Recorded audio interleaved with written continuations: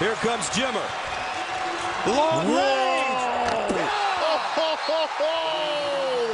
Are you kidding me? He's got his J back, folks! Jimmer Fredette was a March Madness legend and even a cultural icon, but while his college heroics are unforgettable, his NBA career is a story of unfulfilled expectations. So what really happened to Jimmer Fredette, and why is he still considered a legend today? Jimmer. All right, y'all, so back in my day, when we would see someone going crazy, shooting deep threes like that at the rec, we wouldn't say Curry.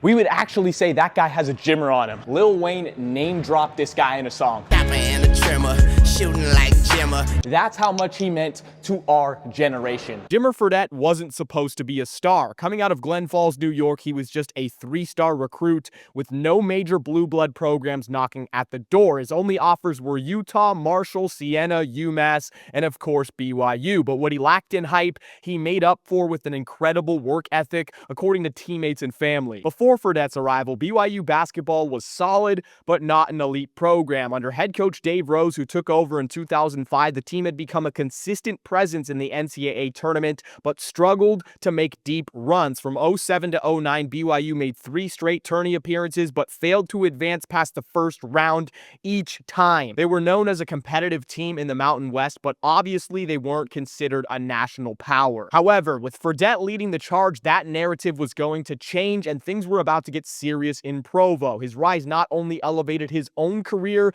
but transformed BYU into a legit contender. When Jimmer arrived, he quickly established himself as a machine. By his junior season in 2010, he was dropping 30-point games with ease, but it was his senior year in 2011 when Jimmer mania started to take over college hoops. That season, Fredette averaged 28.9 points per game. Now, I know a lot of you NBA fans are numb to numbers like that, but remember, this is college hoops, first of all, and this was back a decade ago. But it wasn't just about the numbers, it was how he did it. He would pull up from distances only seen in video games. Rest in peace, EA Sports NCAA basketball, please bring it back. Defenders knew what was coming from Jimmer, but they still could not stop it. It wasn't the regular season performances that cemented him as a legend. Obviously, it was what he did in March. The 2010 tournament was the preview of greatness. BYU entered as a number 7 seed and faced Florida in the first round, and this game was an absolute classic. Fredette dropped 37, including 2 clutch threes in double overtime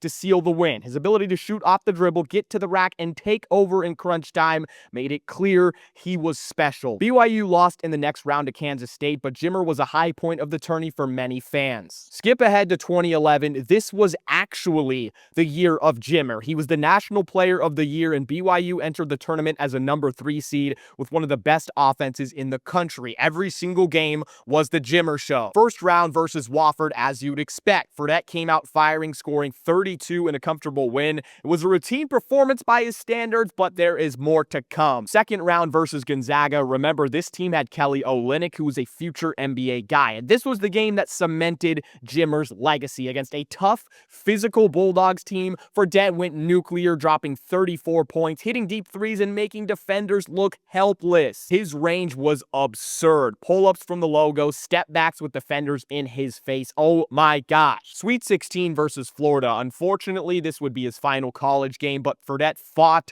scoring 32 points, but BYU fell in overtime. Florida pretty much focused their entire defensive game plan on stopping him, double teaming him at half court, and forcing the ball out of his hands. Even with all that attention, Fredette still managed to keep his team in the game, which is just ridiculous. And imagine if BYU won. We could have seen them play the Gordon Hayward Butler team in the Elite Eight. That would have been legendary. Jimmer finished his college career with 2,599 points, the second most in BYU Cougar history, and he was a unanimous National Player of the Year. The NBA was ready. Fredette was selected 10th overall in the 2011 NBA draft by the Bucks, but got immediately traded to the Kings. The Kings had high hopes, but things did not go as planned. So you're wondering, why didn't Jimmer succeed in the NBA? And there's a few reasons. First of all, his lack of athleticism. In college, he could create his own shot with ease, threes. And in the NBA, where defenders are bigger, stronger, and faster, he struggled to get separation against these elite guys. He was a defensive liability. Everyone knew he wasn't a great defender at BYU, and in the NBA, that became a major issue. Opposing teams abused him on defense, forcing coaches to keep him on the bench. Jimmer wasn't quick enough to play point guard full-time, and at 6'2", he was undersized. Now, you could also say he never fit into the right system. The Kings were cycling through coaches and lacked a structured offense, and he never had time to flourish. Across 5 seasons, Jimmer Fredette was a journeyman. He bounced around from Sacramento to Chicago, New Orleans, and even the New York Knicks. His best NBA season was in 2014, where he averaged a mere 7.6 points per game, and by 2016, he was out of the league. You all know the ongoing joke in the NBA, the whole "get ready to learn Chinese, buddy." It's normally derogatory, but Jimmer took it and ran with it. He took his talents overseas, signing with the Shanghai Sharks in 2016, and it became Jimmer Mania China Edition. In his first season in the CBA, he led the league in scoring with 37.6 points per game, including a 73-point explosion in one of them. Fans in China adored him, and he was named CBA MVP and became a cultural icon yet again, just as he had at BYU. Jimmer had a few brief stints back in the US with the Phoenix Suns, like in 2019, and some G League teams, but ultimately he found his niche outside the US. You're wondering, what is Jimmer Fredette doing today? Now, he most recently played for Team USA's 3-on-3 basketball team, helping them qualify for the 24 Olympics,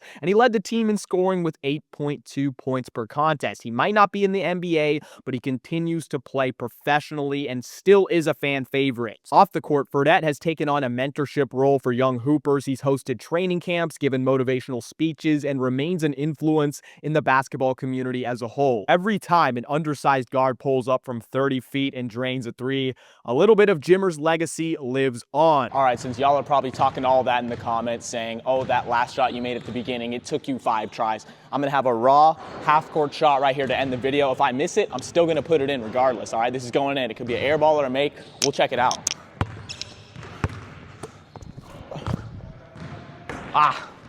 Just a little left, a little too strong, but that's how we're ending the video. March Madness series, we're probably gonna do this more. If you guys like it and support, tell me which player you wanna see next in the Forgotten Legends Saturday Shenanigans video series.